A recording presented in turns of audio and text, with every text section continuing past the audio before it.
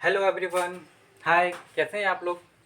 मैं Aryan coaching classes से doctor Pramendra Singh. Okay, तो चलो हम स्टार्ट करते हैं आज बायोलॉजी क्लास 12th का chapter number first, reproduction in organisms. Okay, तो चलो स्टार्ट करते हैं इसको। सबसे फर्स्ट टर्म आती है रिप्रोडक्शन इन ऑर्गेनिजम्स। अब इसमें कई सारी चीज़ें एनसीईआरटी में। चलो अपन पहली चीज़ समझते हैं उसकी। पहली चीज़ है लाइफ स्पान। लाइफ स्पान क्या है? कुछ नहीं है लाइफ स्पान, जन्म से लेकर मृत्यु, इसके बीच का जो समय काल है, समय अंतराल है, वही तुम्हारी एक लाइफ स्पान है। ओके, जन्म से लेकर मृत्यु के बीच का जो समय है उसको अपन एक जीव का लाइफ स्पान बोलेंगे। ठीक है, लाइफ स्पान। अब यह कुछ मिनटों से लेकर कुछ सालों तक रह सकता है। मिनटों की बात करूं, बैक्टीरिया एक जीव है, कुछ मिनटों का होता है। जैसे इकोलाई 20 मिनट उसका लाइफ स्पान है।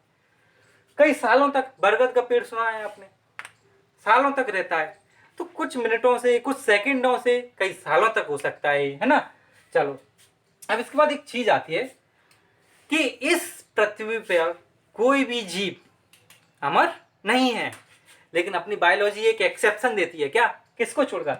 एक कोशिकीय जीव को छोड़कर, यूनिसेलुलर ऑर्गेनिजम्स को छोड़कर। वो क्यों?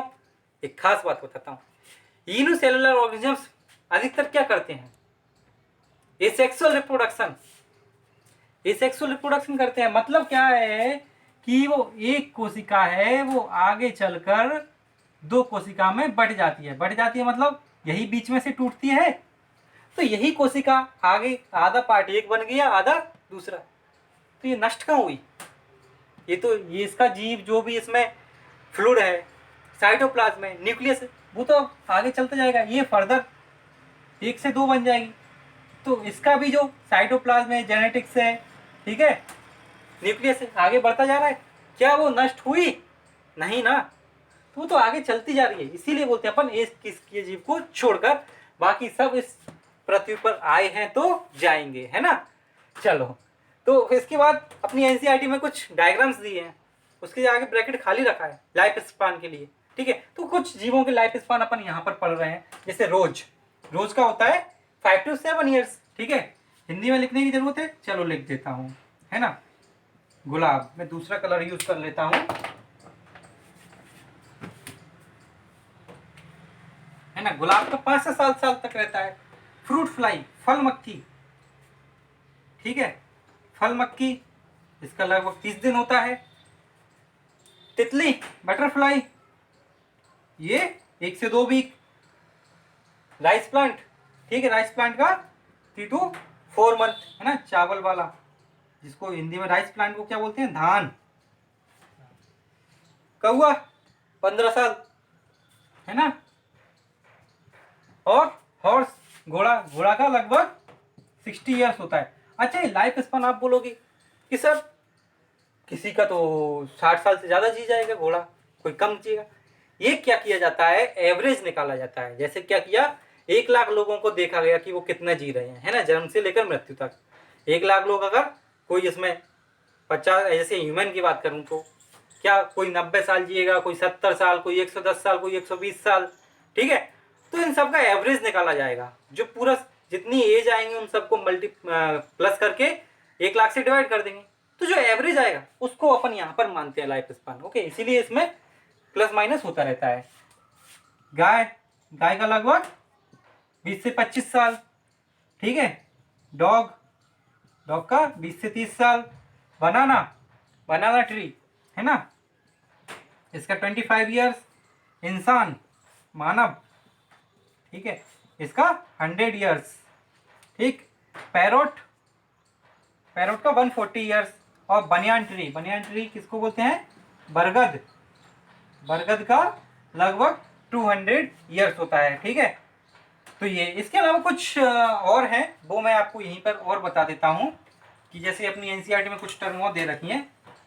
एलिफेंट, एलिफेंट, ठीक है। हाथी, हाथी का होता है लगभग 60 से 90 साल, ठीक है। और दे रखी हैं, और दे रखी हैं टर्टोइज, टर्टोइज मतलब कछुआ। कछुआ का कितना होता है मालूम है? हिंदी में लिख देता हूं, चलो। कछुआ, कछुआ का होता है लगभग कितना, 100 से 150 साल, है ना। कछुआ आया है तो एक और बचा कछुआ का साथी, मगरमच्छ। ठीक है,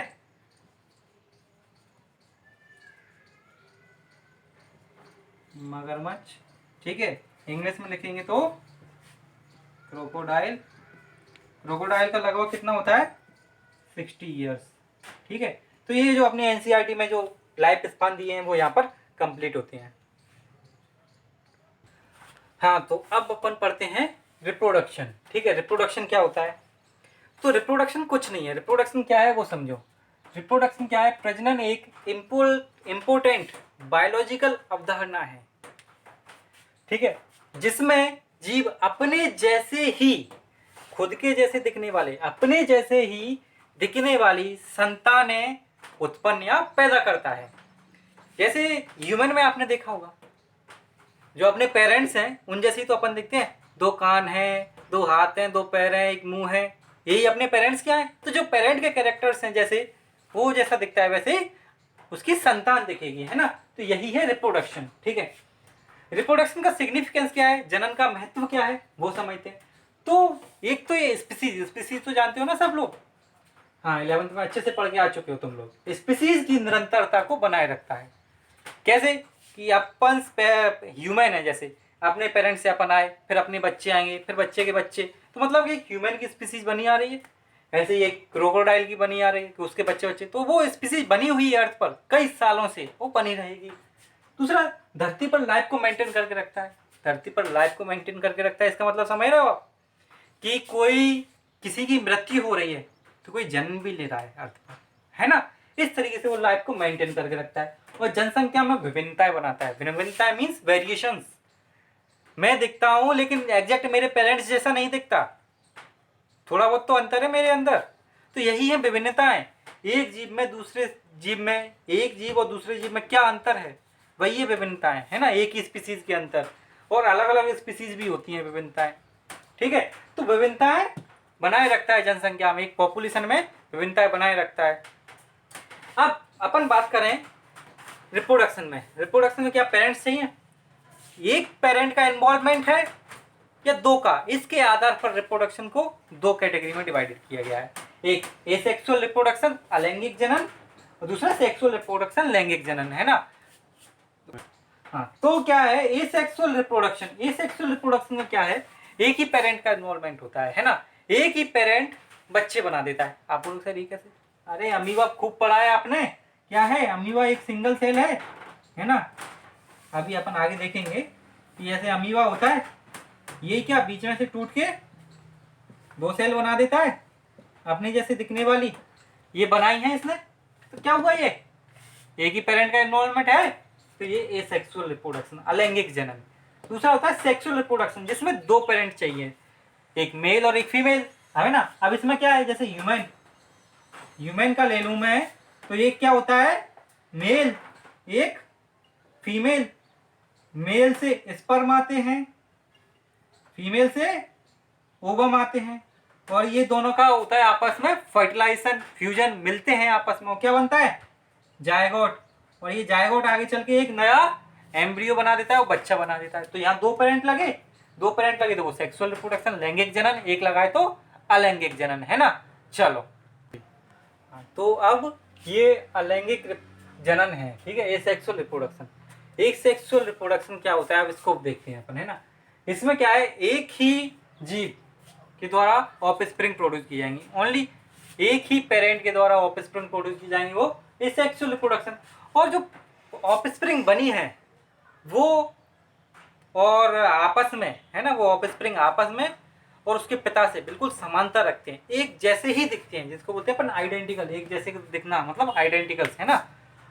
वो आपस में बिल्कुल समानता रखेंगे, ठीक है। और अलैंगिक जनन एक कोष के जीवों में सबसे ज्यादा देखने को मिलता है ना।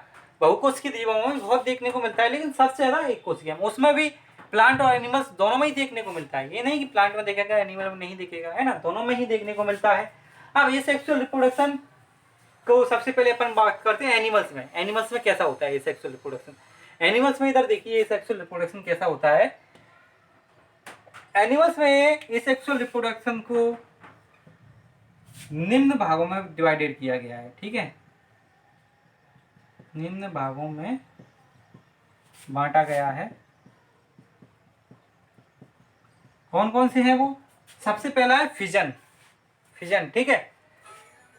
यहाँ पर मैं टर्मिनोलॉजी, देखो क्या है कि मैं ये टर्म्स है ना सारी की सारी इंग्लिश में लिख रहा हूँ, क्योंकि आपको भी एग्जाम में इंग्लिश में ही लिखनी होती है ना। हिंदी वाली आप खुद की सहायता के लिए लिख लिया करो, लेकिन बायोलॉजी में मैक्सिमम टर्म्स और डायग्राम्स अपन इंग्लिश में ही बनाएंगे। ये आपके लिए भी महत्वपूर्ण है, क्योंकि अपने को एग्जाम में ऐसे ही बनाना होता है ये, है ना। चलो अब फिजन, फिजन क्या है? यस, फिजन मतलब कोई सेल दो पार्ट में टूट जाए, है ना, विभाजित होना, है ना। अब वो बाइनरी भी हो सकता है और मल्टीपल। बाइनरी मतलब एक कोशिका, एक सेल यहाँ से कट के दो पार्ट, दो बट जाए, है ना, वो बाइनरी मतलब दो, बाई मीन्स टू। तो एक से दो बन जाए वो बाइनरी, और एक से अगर बहुत सारे बन जाए, जैसे ये तो कई सारे बन जाए, वो मल्टीपल फिजन। तो पहले फिजन को समझते क्या है, फिर उसके बाद समझेंगे बाइनरी और वो। तो फिजन क्या है कि ये सबसे ज्यादा देखने को मिलता है अपने को मोनेरा और प्रोस्टेटा। मोनेरा प्रोटिस्टा तो जानते हो ना, 5 किंगडम क्लासिफिकेशन के फर्स्ट 2, ठीक है, प्रोटिस्टा एंड मोनेरस के मेंबर्स में देखने को मिलेगा ये अपने, है ना। अब इसमें सबसे पहले होता क्या है, इसमें सबसे पहले न्यूक्लियस डिवाइड होगा।